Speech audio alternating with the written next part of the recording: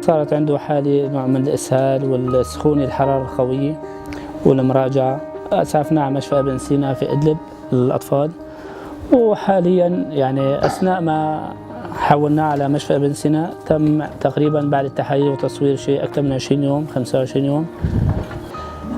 واستأصلنا له، طلعت عنده كتلة على الجهة اليمنى فوق الرئة، قام باستئصال الكتلة.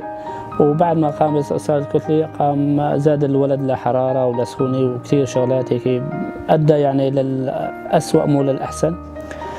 وبالتالي حولناه على تركيا، وهناك بعد ما تحول على تركيا والحمد لله رب العالمين يعني أثناء ما حولناه على تركيا كمان تم بيجي أكثر من 25 يوم من علاج وإجراءات ومشى حاله الحمد لله.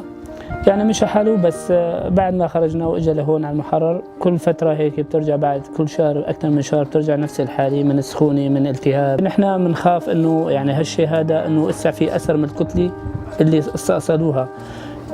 نحن بنتمنى من الأخوة اللي قايمين في المشروع أو مساعدة هالناس من عمل خير إنه يساعدونا قدر المستطاع إذا في مجال تحويل على تركيا من أجل علاج هالولد.